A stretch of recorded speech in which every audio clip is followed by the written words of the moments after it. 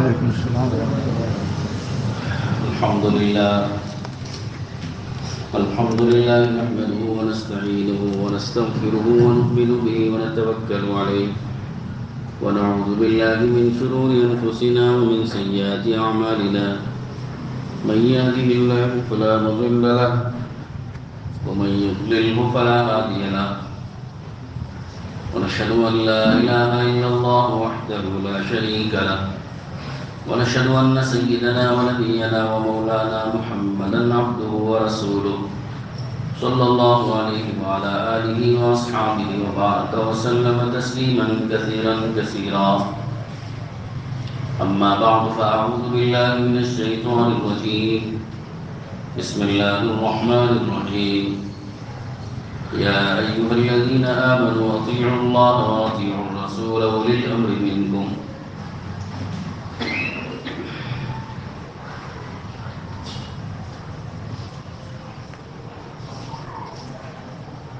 قال عليه الصلاة والسلام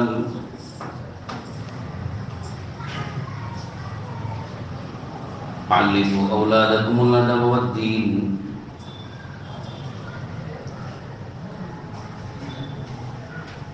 أو كما قال عليه الصلاة والسلام.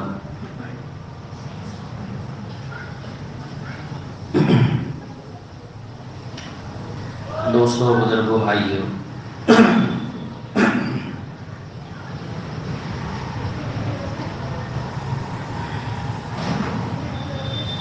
قربانی کا جو عظیم الشان واقعہ آپ حضرات نے عید کے موقع پر سماعت فرمایا، جس میں حضرت ابراہیم علیہ السلام اپنے شہید اور اکلوتے بیٹے اسماعیل علیہ السلام کو ذبح کرنے کے لیے انہوں نے ان کو لٹایا اور ذبح کرنے کی کوشش کی، اور پھر اللہ پاک نے اس کے عوض میں جنت سے ایک مینڈھا آپ کو عطا فرما کر مینڈے کی قربانی کو قبول فرمایا اور مینڈے کی قربانی کروائی، اور اسماعیل علیہ السلام کی قربانی کو اللہ تعالیٰ نے قبول فرما لیا جو ابراہیم علیہ السلام نے پیش فرمائی تھی۔ اس واقعے سے ایک بڑا سبق ہمیں ملتا ہے، وہ ہے حسن ادب، کہ بیٹے نے باپ کے سامنے ادب اختیار کیا، کہ باپ نے جب یہ عرض کیا کہ میں تمہیں خواب میں دیکھ رہا ہوں کہ ذبح کر رہا ہوں، تو بیٹے نے انکار نہیں کیا، بلکہ پورے ادب اور احترام کے ساتھ باپ کو جس بات کا اللہ کی طرف سے حکم ہو رہا ہے اس کو بجا لانے کے لیے اپنے آپ کو پیش کیا۔ تو اس واقعے سے آپ کو کیا ملا کہ بیٹے کا باپ کے ساتھ ادب اور احترام۔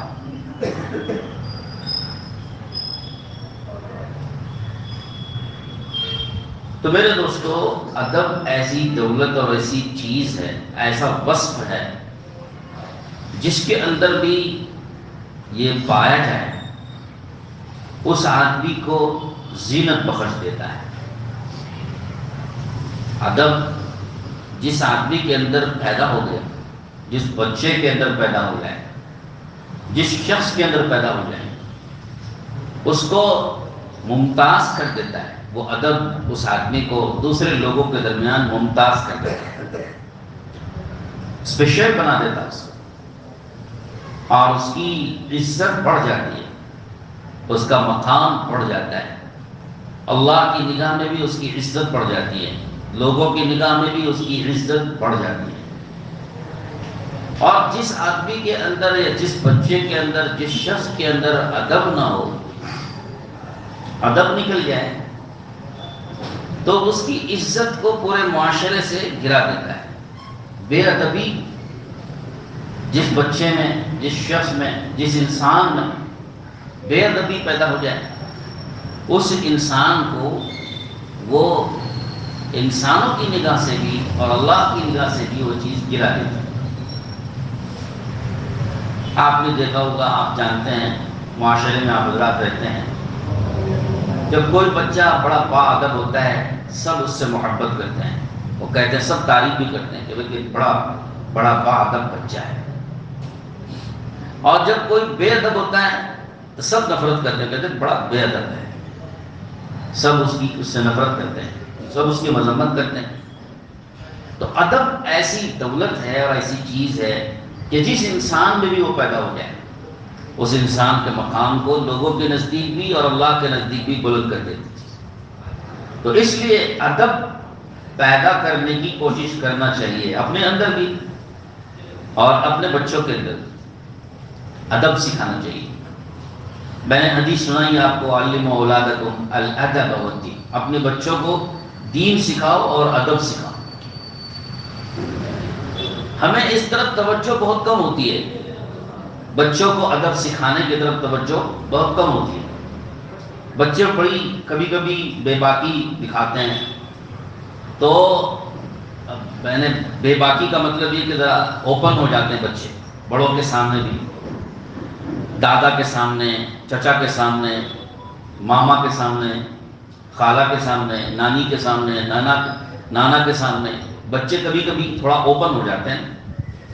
تو جب یہ اوپن ہوتے ہیں اور وہ بھی اپنے بچے سمجھ کے تھوڑا سا کھلے دل سے ملتے ہیں، کھلے دل سے بات کرتے ہیں، لیکن یاد رکھیے گا کہ یہ ٹھیک تو ہے کہ کھلے دل سے ملیں، کھلے دل سے بات کریں، بچے بڑوں کے ساتھ، خاندان والوں کے ساتھ، رشتہ داروں کے ساتھ کھلے دل سے بات کریں، یہ تو اچھی چیز ہے، لیکن کبھی کبھی یہ جب اوپن ہو جاتے ہیں اور کھلے دل سے بات چیت جب ہونے لگتی ہے تو بسا اوقات بچہ ذرا جرت بڑھ جاتی ہے، اس کی جرت بڑھ جاتی ہے، جری ہو جاتا ہے، اور جب اس کے اندر جرت بڑھ جاتی ہے تو ذرا زبان بھی اس کی جرت بندانہ کھلنے لگتی ہے، اور چال ڈھال میں بھی تھوڑا فرق آ جاتا ہے۔ دیکھتا ہے کہ بھئی بڑے اوپن ہیں چچا، تو چچا کے ساتھ کبھی کبھی بے تکلفی کرنے لگتا ہے، جب دیکھتا ہے کہ دادا بڑے بے تکلف ہیں تو دادا کے ساتھ بے تکلفی کرنے لگتا ہے، جب دیکھتا ہے ماما بڑے بے تکلف ہیں، کھیل رہے ہیں، اس کے ساتھ اوپن ہو رہے ہیں، تو بے تکلفی کرنے لگتا ہے، اور بے تکلفی میں کبھی کبھی اس سے بے ادبی ہو جاتی ہے، بے ادبی ہو رہی ہے، اس بے تکلفی میں بچے سے ان بڑوں کی بے ادبی ہو رہی ہے، اور وہ بڑے برداشت اس لیے کر لیتے ہیں کہ یہ ہمارا بچہ ہے، اور تھوڑا سا کھلے دل سے رہتے ہیں، اس کا دل خراب نہ ہو، اس کا دل نہ ٹوٹے، اس لیے اس کو ڈانٹتے نہیں ہیں، اس کو تنبیہ نہیں کرتے، دادا ہو کہ نانا ہو کہ نانی ہو کہ اور ماما ہو کہ چچا ہو، وہ ڈانٹتے نہیں اور تنبیہ نہیں کرتے، برداشت کر جاتے ہیں، بے ادبی بھی ان بچوں کی برداشت کر جاتے ہیں، اور تھوڑا اوپن سے اور کھلے دل سے اس کو بات کر کے سہ لیتے ہیں۔ لیکن یاد رکھیے باپ کی ذمہ داری ہے کہ باپ کو ان چیزوں پہ نظر رکھنی پڑے، اور ان کی ذمہ داری ہے کہ جب وہ بے ادبی بڑوں کی دیکھے تو فوراً تنبیہ کریں، اپنے بچوں کو سکھائیں، اس وقت میں نہ صحیح بات تنہائی میں سکھائیے، تنہائی میں الگ سے بلا کر بتائیے کہ آپ نے بیٹا جو فلاں کے ساتھ تم نے جو بات کی نا یہ غلط بات، ایسا نہیں کرنا چاہیے، وہ اوپن ہے تمہارے ساتھ، تم کو دل بہلانے کے لیے، تم سے کھیلنے کے لیے، تمہاری دل لگی کے لیے تم سے وہ اوپن ہے، تو اس کا یہ مطلب نہیں کہ تم ان کے ساتھ بے ادبی کرو، تمہیں یہ جو رویہ تم نے کیا یہ بے ادبی ہے۔ کبھی بر وقت ٹوکنا پڑتا ہے، کبھی بعد میں ٹوکنا پڑتا ہے موقع دیکھ کے، لیکن باپ کی ذمہ داری ہے کہ وہ اپنے بچوں کی ان حرکتوں پہ نظر رکھ کے بے ادبی کے سلسلے میں خاص طور پر بچوں کو ٹوکنا چاہیے، تنبیہ کرنا چاہیے، سکھانا چاہیے، اگر بر وقت موقع رہا بر وقت ٹوکیے۔ بے ادبی کرتے کرتے کبھی کبھی سڑ پہ چڑھ کے بیٹھ جاتے ہیں، پیشان کندھوں پہ چڑھ کے بیٹھ جاتے ہیں، آپ دیکھ رہے ہیں اس کو، تو آپ فوراً بچوں کو تنبیہ کیجیے کہ نہیں بیٹا نیچے اترو، نیچے اترو، نیچے بیٹھو۔ کبھی ان کے بازو جا کے بیٹھ جاتے ہیں بڑوں کی طرح سے، تو آپ فوراً تنبیہ کیجیے نہیں نیچے بیٹھو، وہ ٹھیک ہے وہ بلا رہے آپ کو اوپر، لیکن آپ نیچے بیٹھو، آپ ادب اختیار کرو۔ تو اس طرح سے میں تفصیل میں نہیں جانا چاہتا، مختصراً آپ کو اشارے دے رہا ہوں کہ اس طرح مواقع بہت سارے آتے ہیں اپنے گھروں میں بچوں کی بے ادبیوں کو روکنے کے، اور اگر نہیں روکتے ہیں تو بچے آگے چل کر بے باک ہو جاتے ہیں، بے ادب ہو جاتے ہیں، گستاخ ہو جاتے ہیں، کل کے دن اگر وہ باپ کو بھی تھپڑ مارے تو کچھ بعید نہیں ہے۔ اور باپ کے اوپر بھی اگر ہاتھ اٹھائے تو کوئی بعید نہیں، جو آپ نے سکھایا ہے، ہم نے سکھایا ہے۔ یہ بے ادبی باپ کے ساتھ کرنا ہم نے سکھایا کہ ہم نے ان کو دوسروں کے ساتھ بے ادبی کرتے دیکھا اور اس کو ٹوکا نہیں، اور بر وقت ہم نے تنبیہ نہیں کی، بر وقت ہم نے ان کو نہیں سکھایا، نہیں تعلیم دی، تو آج وہ اتنے جری اور بے باک ہو گئے ہیں کہ باپ کے ساتھ بھی بدتمیزی کرنے لگتے ہیں اور باپ کچھ نہیں کر سکتا۔ آپ تعجب کریں گے، یورپین کنٹریز میں بعض کنٹریز کے بارے میں ہم سنتے ہیں کہ وہاں اگر باپ بچے کو ڈانٹ دے یا باپ بچے کو مار دے تنبیہاً تو باپ کو جیل جانا پڑتا ہے۔ بیٹا اگر فوراً پولیس کو فون کرے، کال کرے تو پولیس گرفتار کر کے لے جاتی ہے، اور ایسا ہوا ہے کہ باپ نے مانا اور بچے نے فون کر کے پولیس کو بلایا اور باپ کو لے جا کے گرفتار کر کے جیل میں بند کر دیا گیا، اس کو سزا ہی دی جا رہی ہے۔ تو بچے اتنے بے باک ہو جاتے ہیں کہ بچوں کی بے باکی پر ٹوکنے والا باپ خود سزا بھگتنا پڑ رہا ہے۔ یہ بے باکی ہے، اور یہ بے باکی بے ادبی سے پیدا ہوئی، اور بے ادبی کیسے پیدا ہوئی کہ ہم نے موقع دیے بچپن سے۔ حضرت تھانوی رحمۃ اللہ علیہ کا ایک واقعہ مجھے یاد آتا ہے، کتاب میں نے پڑھا تھا، حضرت مولانا اشرف علی تھانوی رحمۃ اللہ علیہ۔ ان سے ایک صاحب بڑے کھاتے پیتے گھرانے کے، مالدار گھرانے کے، وہ آئے حضرت سے کچھ بات کر پوچھنے کے لیے، مسئلہ پوچھنے کے لیے۔ کہا کہ ہمارے گھر میں خادمائیں ہیں، خدمت کرنے والی عورتیں، کبھی کبھی بچے ہمارے جو ہے ان کے ساتھ زور سے بات کرتے ہیں، ان خادماؤں کے ساتھ۔ یہ تو ہمارے گھروں میں بھی ہوتا ہے، جو واقعہ ہے اس کو سننا چاہیے، اس واقعے میں ایک عجیب ہمارے لیے تعلیم ہے۔ حضرت سے پوچھا کہ حضرت ایسے ہمارے بچے کبھی کبھی ان خادماؤں کے ساتھ ذرا زور سے بات کرتے ہیں، ذرا جرأت سے بات کرتے ہیں، ہمیں اس پر بچوں کو ٹوکنا چاہیے کہ نہیں، تنبیہ کرنا چاہیے؟ حضرت نے فرمایا ضرور کرنا چاہیے، تنبیہ کرنا چاہیے، ٹوکنا چاہیے ان کو۔ حضرت اس شخص نے کہا کہ اگر ہم بچوں کو ٹوکتے ہیں تو بچوں کا حوصلہ ٹوٹ جاتا ہے، بچوں کا حوصلہ ٹوٹ جاتا ہے، یعنی ان کی دل شکنی ہوتی ہے، اور کہتے ہیں آپ کہتے ہیں ڈسکریج کہتے ہیں اس کو، کہ بچوں کا حوصلہ گرانا، ان کے عزم اور حوصلوں کو بلند ہونے میں ہم رکاوٹ بن جاتے ہیں، اور اگر ہم ان کو موقع دیں گے تو ان بچوں کا حوصلہ بڑھے گا اور ان کے اندر ہمت بڑھے گی۔ یہ ان کا کہنا تھا، سوچنا تھا۔ حضرت نے فرمایا کہ تم جس حوصلے کو اور جس عزم کو اور جس ان کے اندر خود اعتمادی اور کانفیڈنس کو جو تم پیدا کرنا چاہتے ہو، اس کے ذریعے سے یہ آگے چل کر تمہارے لیے بھی نقصان دہ ثابت ہوگی اور اس بچے کی مستقبل کے لیے بھی نقصان دہ ثابت ہوگی۔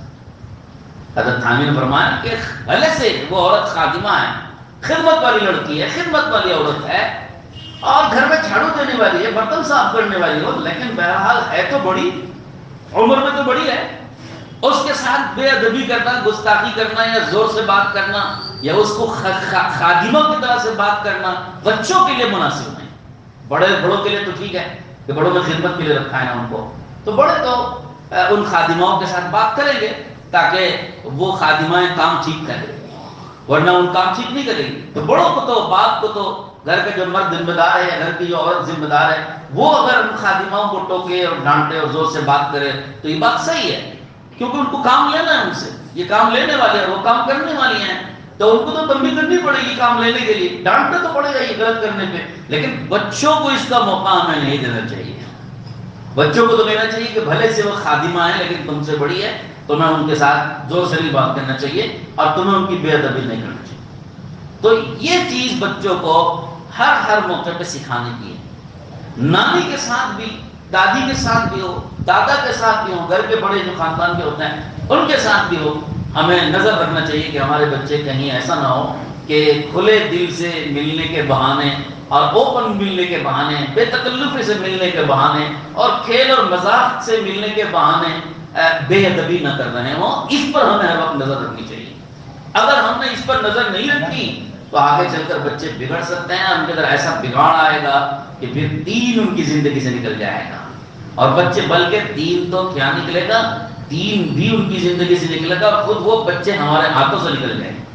یہ سب سے بڑا نقصان کہ ہمارے ہاتھوں ہی سے نکل گئے، پھر ہم تو کچھ بھی نہیں کر سکتے، نہ ان کی دنیا بچا سکتے نہ ان کا دین بچا سکتے، تو ان کی تو ساری مستقبل خطرے میں پڑ جاتی ہے۔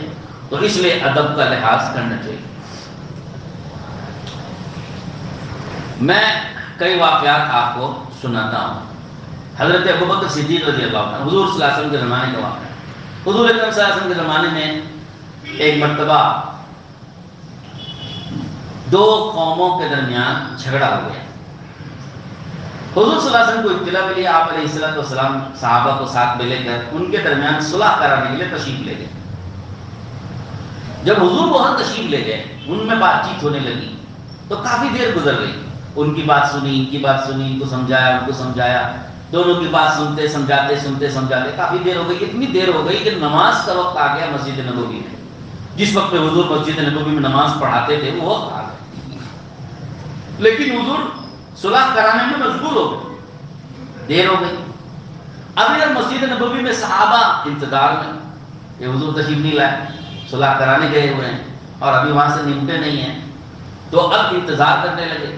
تو حضرت بلال رضی اللہ عنہ جو مؤذن تھے، انہوں نے حضرت ابوبکر صدیق کے پاس جا کر حضرت ابوبکر صدیق سے عرض کیا کہ حضرت حضور ابھی تک تشریف نہیں لائے ہیں، حضور نماز پڑھاتے ہیں اور حضور وہاں دو قوموں کے درمیان صلح کرانے تشریف لے گئے ہیں، اب وہاں سے نمٹے نہیں ہیں، دیر ہو رہی ہے، لوگ انتظار کر رہے ہیں، اگر آپ آگے بڑھ کے نماز پڑھا دو تو بہتر ہے۔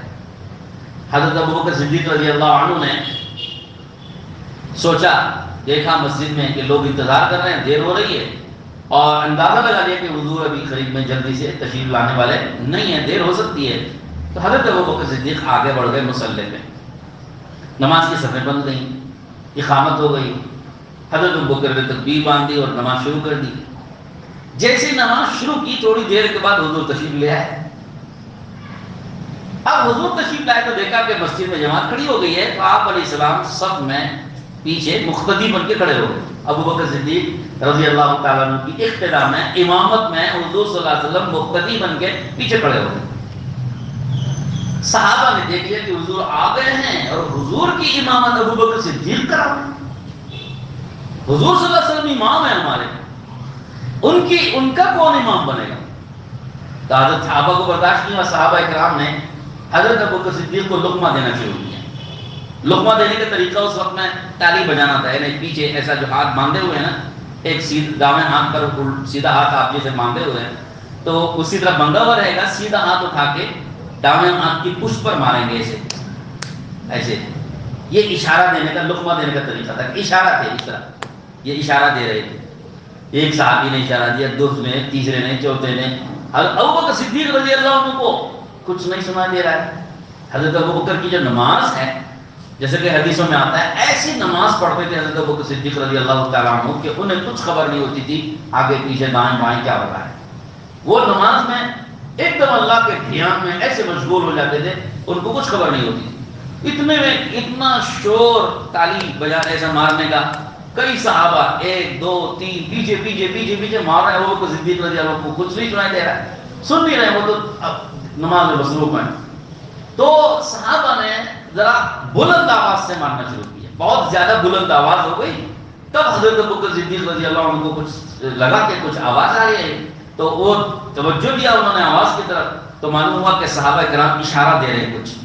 جب انہوں نے دیکھا کچھ اشارہ دے رہے ہیں، تو انہوں نے کنکیوں سے دائیں بائیں دیکھا تو حضور کھڑے ہوئے تھے صلی اللہ علیہ وسلم۔ جیسے دیکھا کہ ابوبکر صدیق رضی اللہ عنہ نے حضور کھڑے ہوئے ہیں، ابوبکر صدیق الٹے پاؤں پیچھے آنے لگے، سمجھ گئے کہ حضور آ گئے ہیں، تو حضور امام ہیں۔ تو حضرت ابوبکر صدیق الٹے پاؤں پیچھے آنے لگے۔ جیسے ہی حضرت ابوبکر صدیق پیچھے آنے لگے، حضور صلی اللہ علیہ وسلم نے ہاتھ کے اشارے سے ابوبکر صدیق کو آگے بڑھنے کو کہا کہ آپ آگے بڑھو، نماز پوری کرو، ہاتھ کے اشارے سے۔ ابوبکر صدیق رضی اللہ عنہ راضی نہیں، حضور کے اس اشارے کے باوجود بھی حضرت ابوبکر کے قدم وہاں ٹھہر نہیں سکے، بالکل مصلی کے پیچھے آ گئے اور سیدھے صف میں شامل ہو گئے۔ حضور صلی اللہ علیہ وسلم نے جب دیکھا کہ ابوبکر صدیق ہمت نہیں کر رہے ہیں میرے ہوتے ہوئے امامت کرانے کی، تو حضور آگے بڑھے اور حضور صلی اللہ علیہ وسلم نے امامت کی مصلی پہ کھڑے ہو کے نماز پوری کرائی۔ اس حدیث کو پیش کر کے محدثین نے لکھا ہے کہ دیکھو اس کو کہتے ہیں ادب، بڑوں کا ادب، کہ اللہ کے رسول کی موجودگی میں صحابی رسول ابو بکر صدیق افضل ترین صحابی ہیں سارے صحابہ میں، حضور کے بعد انہی کا درجہ ہے ساری امت میں. لیکن ابو بکر صدیق اتنے بڑے مقام کے آدمی ہوتے ہوئے بھی حضور کے ساتھ انہوں نے یہ ادب اختیار کیا کہ پیچھے آ گئے، حضور کی امامت نہیں کرا. حضرت عائشہ فرماتی ہیں ان کی بیٹی ابو بکر صدیق رضی اللہ عنہ کی بیٹی عائشہ رضی اللہ عنہ فرماتے ہیں ابو بکر کی یہ مشعل نہیں ہے کہ اللہ کے رسول کی امامت کرا سکیں، اللہ کے رسول کے ہوتے ہوئے آگے بڑھ سکیں. چنانچہ جب اللہ کے رسول بیمار ہوتے انتقال کے قریب میں تو حضور کی طرف سے اشارہ بار بار مل رہا تھا کہ ابو بکر نماز پڑھائیں، ابو بکر نماز پڑھائیں، لیکن ابو بکر صدیق رضی اللہ عنہ آگے بڑھنے تیار نہیں ہو رہے. اور حضرت عائشہ جان گئی، سمجھ گئی کہ ابو بکر کو کتنا ادب تھا حضور کا، کتنا احترام تھا ان کے دل میں. چنانچہ انہوں نے بار بار ٹالا کہ میرے ابا ابو بکر صدیق حضور کے ہوئے تھے، نماز پڑھانے کی ہمت نہیں کرے، وہ نہیں آنے والے، کوئی اور پڑھا دو. لیکن حضور کا اشارہ بار بار حکم ابو بکر صدیق نماز پڑھائیں. اللہ کے رسول کو جانتے تھے ابو بکر کا مقام رضی اللہ تعالیٰ عنہ. چنانچہ حضور کے بار بار حکم پر وفات سے پہلے حضرت ابو بکر صدیق رضی اللہ عنہ کھڑے ہو کے مصلی پہ انہوں نے نماز پڑھائی، ورنہ زندگی میں کبھی حضرت ابو بکر صدیق رضی اللہ عنہ نے ایسی ہمت نہیں. تو بات یہ واقعہ. اس کے علاوہ ایک اور واقعہ میں سنا تو بات کو ختم کروں گا. ایک وقت ایک قبیلہ اسلام قبول کچھ بات کرنے کے لیے، اسلام قبول کرنے کے لیے اور کچھ مذاکرات کرنے کے لیے اللہ کے رسول کی خدمت میں آیا. جب اللہ کے رسول صلی اللہ علیہ وسلم کی خدمت میں وہ قبیلہ آیا، قبیلے کے چھوٹے لوگ، بڑے لوگ، جوان، بچے، بوڑھے، سب لوگ تھے، سب بیٹھے ہوئے ہیں. تو اب قافلے کے سارے لوگ، ایک قبیلے والے لوگ بیٹھے ہوئے ہیں حضور سے بات کرنے کے لیے. تو اب بات کون شروع کریں؟ ایک خاندان کے لوگ کسی بڑے آدمی سے بات کرنے گئے ہوں تو بات متکلم کون رہنا چاہیے؟ یہ بھی ایک ادب ہے، یہ بھی ایک موقع ہوتا ہے کہ جہاں پر ہمیں ادب اختیار کرنا چاہیے.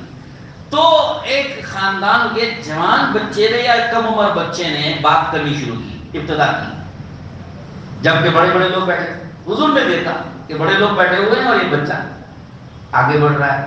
تو حضور نے فرمایا کب گئے، بڑوں کو بولنے دو، بڑوں کو بولنے دو. یہ حدیث ہے. حضور نے یہ ادب سکھایا کہ جب یہ خاندان کے سارے چھوٹے بڑے لوگ سب موجود ہیں اور سب مل کے بات کرنے آئے ہیں تو بات ایسے کو کرنا چاہیے جو اس قافلے میں سب سے بڑا ہو، سب سے زیادہ سمجھدار ہو یا علم والا ہو، جو علم کے اعتبار سے بڑے ہوں، مرتبے کے اعتبار سے بڑے ہوں، عمر کے اعتبار سے بڑے ہوں. بہرحال جو بڑے ہوں وہ آگے بڑھ کے بات کریں. بچے کو آگے نہیں بڑھنا چاہیے، بچوں کو نہیں بولنا چاہیے. یہ بھی ادب، یہ بھی ایک واقعہ ہے جس میں حضور نے ادب سکھایا ہے. تو ایسے بہت سارے واقعات آپ کو ملیں گے. تو غرض میں اپنی بات کو مکمل کر رہا ہوں. میں نے قرآن مجید کی ایک آیت پڑھی تھی، اس آیت میں اللہ پاک نے یہی سکھایا کہ اطیعوا اللہ و اطیعوا الرسول کو اولي الامر منکم. اللہ کی اطاعت کرو، اللہ کے رسول کی اطاعت کرو. تو دو کی اطاعت کے بعد اللہ نے جس کی اطاعت کا حکم دیا وہ یہ کہ تمہارے کاموں میں جو تمہارے بڑے ان کی اطاعت کرو. تمہارے معاملے میں، دین کے معاملے میں جو بڑے ہوں ان کی اطاعت کرو، دنیاوی معاملات میں جو تمہارے بڑے ہوں ان کی اطاعت کرو. تو بڑوں کی اطاعت. تو یہ قرآن کی بھی تعلیم اور یہ حدیث نبوی کی بھی تعلیم، پیارے نبی صلی اللہ علیہ وسلم کی بھی یہ تعلیم ہے. تو یہ تعلیم ہمیں اپنے بچوں تک پہنچانی چاہیے اور اپنے بچوں کو بھی یہ تعلیم ہمیں دینا چاہیے کہ بڑوں کے ساتھ وہ کیسا ادب اختیار کریں. اوپر بیٹھنے کی بھی جگہ ہوتی ہے، کبھی نیچے بیٹھنے کی بھی جگہ ہوتی ہے، گھروں میں یا کسی رشتے دار کے یہاں گئے یا کوئی جلسے میں گئے، کوئی پروگرام میں گئے تو نیچے بیٹھنے کی بھی جگہ ہوتی ہے، اوپر بیٹھنے کے لیے کرسیاں اور صوفے وغیرہ بھی ہوتے ہیں. اب سب مجلس بھری ہوئی ہوتی ہے، ایک آدمی کو تھوڑا سا بڑے آ جاتے ہیں، یہ عمر میں بڑے ہیں، مرتبے میں بڑے ہیں، رشتے میں بڑے ہیں اور مقام یا دین میں بڑے ہیں، علم میں بڑے ہیں، کوئی ایسے آ جاتے ہیں. تو کیا کرنا چاہیے کہ جو دوسرے بیٹھے ہوئے لوگ ہیں ان کو چاہیے کہ اٹھ کر کے ان کو چلائیں.